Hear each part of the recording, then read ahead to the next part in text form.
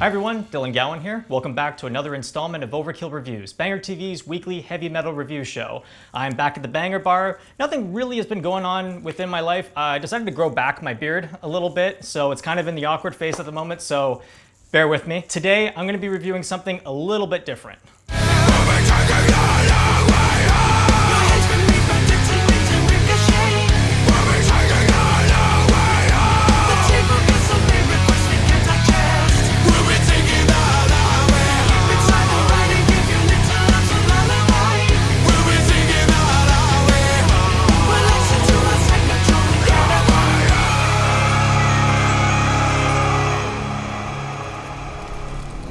It's the highly anticipated third album by 12 Foot Ninja, titled Vengeance, out today on Volcanic Music. 12 Foot Ninja formed in 2008 in Melbourne, Australia, and they're one of the most bizarre and entertaining bands I've ever listened to. Australia has a really strong progressive metal scene. In fact, we did a whole topic on progressive metal on the first season of Overkill Global. So if you got a couple of minutes, I highly recommend checking out that video and getting to know some of the awesome prog bands that come out of the country. 12 Foot Ninja really separated themselves from their peers by having very ambitious songwriting, which was established early with their first two EPs, New Dawn and Smoke Bomb, which was praised for their adventurous songwriting incorporating elements of funk, reggae, and alternative metal. They continue to push that narrative forward with their first album, Silent Machine, which saw the band leaning into more of a modern progressive sound. They were a band that really had one foot in the prog scene and the other 11 in pretty much every other heavy subgenre. Silent Machine brought the band international attention, landing tours with acts like Periphery, Nothing More, and In This Moment, also picking up a Revolver Golden God Award and the world record for most successful crowdfunding campaign of a music video. That's very impressive. When discussing 12 Foot Ninja, you have to mention the music videos as they are some of the funniest, bizarre, and at times terrifying. Out of all of their videos, I had to say my favorite would have to be Sick off of their second album, Outlier. It's a parody of old horror films, which one of the guitar players, Stevik, dresses up as an old man and tries to kill the other members to try and teach them a lesson about team building. Well, is that the lesson? I don't know, because when they get into the car screaming, Stevik pulls the mask off and goes, "I hope you learned your lesson," and the rest of the band goes, "What lesson?" And he's like, I don't know. It must be really cool to be in one of those videos because you just see how much fun they have making them. It's the juxtaposition of their videos and their songs which brings 12 Foot Ninja a niche and incredibly loyal fan base who continues to support the band throughout various crowdfunding campaigns and solo endeavors. This is the longest stretch the band has had between album cycles, just over 5 years. This is an album I've been looking forward to for a very long time. Well, was it worth the wait? Let's find out. So, for this video, I'm gonna try something a little different. For the best parts section of this video, I want to list the top 12 reasons of why this album is great. Number 1 has to be the musical exploration. The songs on this record are very cleverly written. While this isn't anything new for the band incorporating new ideas, it is still commendable that the band are always trying to push themselves creatively and not be stagnant with a sound that works for them. The combination of many different styles is evident right away with Start the Fire, which starts off with the sound of a Tibetan kangling, which is a horn made out of a human femur, before Kin yells, "Start the Fire," jumping into this heavy gent riff with cleverly playing with the timing of the vocals. The verses are also interesting how they build tension with the electronic elements, giving this kind of swaying effect, and the way that they build into the chorus just immediately commands your attention. It's a notable highlight right out of the gate and made me feel like the 5-year wait was worth it just by listening to the first song on the record. Second reason, Long Way Home. Okay, where do I begin with this song other than the fact that it's an absolute banger? This is a very familiar sounding 12 Foot Ninja song with a few subtle things to keep things interesting. The cinematic horns combined with the simplistic riffs and the Latin elements make Long Way Home a very solid follow-up to Start the Fire. The vocal delivery is excellent, the creative grooves and the subtle shift in tone make this track one that I always keep going back to.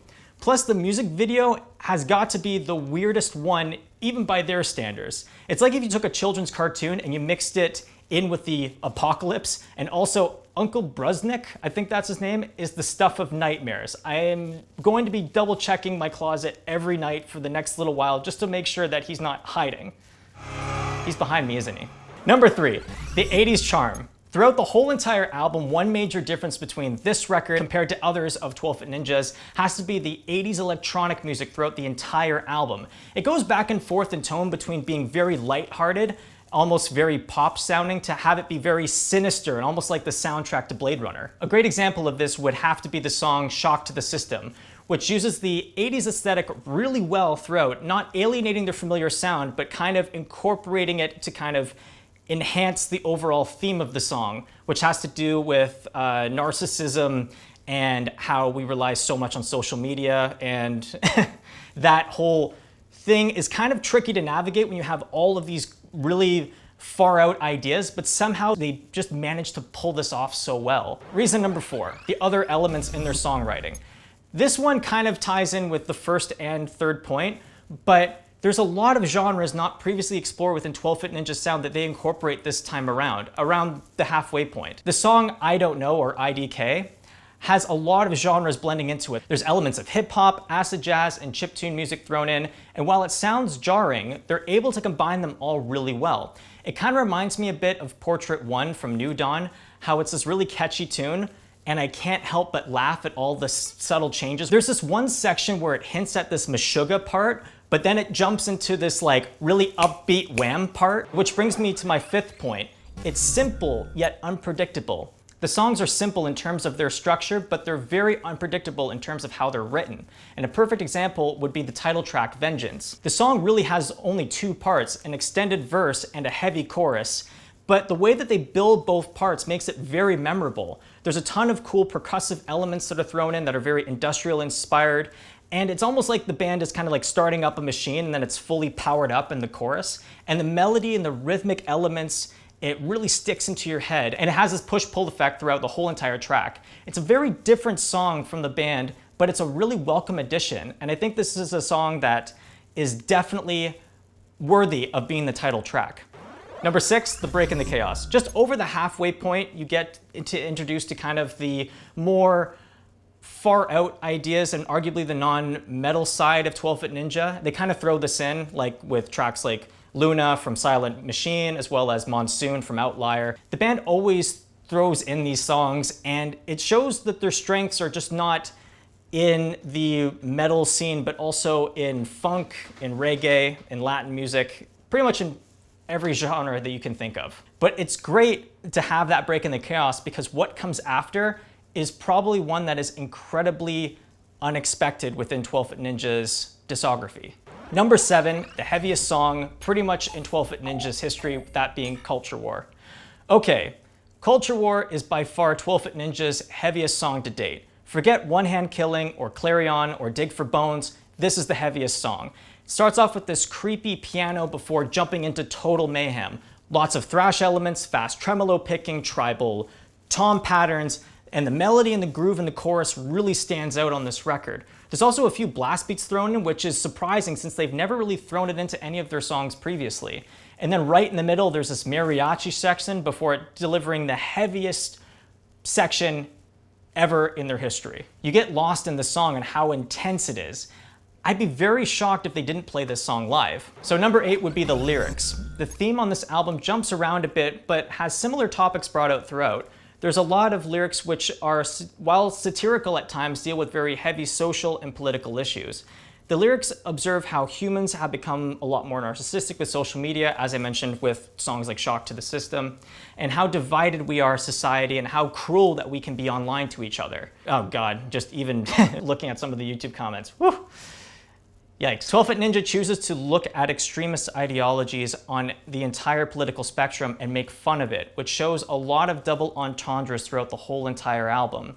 Take, for example, a song like Long Way Home with the line, "I'm off to buy a gun and be offended," which is a line that perfectly captures their humor. The character's unsure of which side to choose on, so rather than kind of educating himself, he decides to take the worst qualities of both ends of the political spectrum and become this irredeemable character. The humor is very much in line with comedians like Bill Maher, Bill Burr, and Dave Chappelle, as well as television shows like South Park and Family Guy. Number 9, the Tatiana crossover. I've been saying this for a while now. Ginger and 12-Foot Ninja should be doing a collaboration together. When I got the advanced copy of this album, I fell out of my chair and was waiting in anticipation to hear this song. And I had really high expectations, and holy crap, they were met perfectly. The tom grooves and the riffs from Stevik and Rohan are excellent, and Kin and Tatiana's vocals work really well. They don't trade parts, but rather they sing together throughout the whole entire track, like a duet. I mean, because it's the two vocalists, right? But anyways, the production is my number 10 reason why this album's great. Not really much to say on that front. It's really clean, well balanced, sounds great. Number 11, the album artwork, as well as the insane amount of content these guys put out in anticipation for this release. Lucky for me, COVID lockdowns provided just the right amount of cabin fever for my dream to manifest. There's a platformer video game, a graphic novel, and a 1,000-page fantasy novel called The Wyvern and the Wolf. A story that has been ongoing since the start of the band nearly 13 years ago. All of this is under the Project Vengeance banner, and this band just goes beyond what's expected of them, and they go the extra mile for their fan base, but this is taking it to a whole other level. And the 12th reason why I like this album, well, it's because it's freaking 12-Foot Ninja. So I'm gonna come at this from the perspective of if you've never heard of this band before. 12-Foot Ninja is definitely a band that's not for everyone. The chaotic nature and the changing of styles can be a little off-putting to some, and depending on the style of music that you like outside of metal, sometimes it can be a little bit annoying. Even though like it's cleverly written, sometimes if you're not a fan of, let's say, like 80s music, reggae, or funk music, then this might be a difficult listen for some. And the 80s elements are enjoyable, but sometimes you can get a little bit ear fatigued from them. That's all just issues that can be completely glossed over. The only real issue I have with this album is just the way it ends. Over and Out is such a powerful song and would have been a perfect way to cap off a great album. But the last song, Tangled, doesn't keep up with the momentum. It kind of brings it down a little bit. Don't get me wrong, Tangled is a good song. I love the cool cinematic elements and the blues vibe throughout. It's arguably one of the more calm and more chill sides of 12-Foot Ninja. It feels like it would have been better if it was kind of earlier on the record or as a standalone single. Overall, this is well worth the wait. The band continues to impress with every single release, and they just continue to improve and reinvent their sound. And while this album, like I said previously, is not for everyone, this is a perfect love letter to die-hard 12-Foot Ninja fans, which is what this whole record is really meant for. That's why this album is easily a 4 out of 5 skulls. All right, time for some shoutouts. Here are a couple of albums that came out today. First up, we have the Agonist with their new EP, Days Before the World Wept, out on Napalm Records. Next up, this is a project I've been really looking forward to for a very long time. This is Devin Townsend's new project, The Puzzle, which comes out on his own label, Heavy Devi Records. Just a disclaimer, it's not necessarily a metal record, but it's got metal elements to it, so it's more of an experience as opposed to a record, and that's probably the most prog thing I've ever said on this channel. And finally, another shout out I wanted to mention was Vildhjarta with their brand new album, Måsstaden under vatten. Probably butchered that, but it comes out today on Century Media. And really quick, I wanted to recommend these albums if you're a fan of 12-Foot Ninja. Fables of the Sleepless Empire by Unexpect, Obzkure Anekdotez for Maniakal Massez by Troldhaugen, and last I would recommend Dead Letter Circus with their self-titled album, which came out in 2018, and that was also released through Rise Records. So let me know what you think of 12-Foot Ninja in the comment section below. I very much enjoyed it. I'll be back at the Banger Bar next month to talk about an album I think you guys know I was going to be talking about. So until next time, there we go. That's how you say it. That's how you say goodbye on the video. Let me start that again.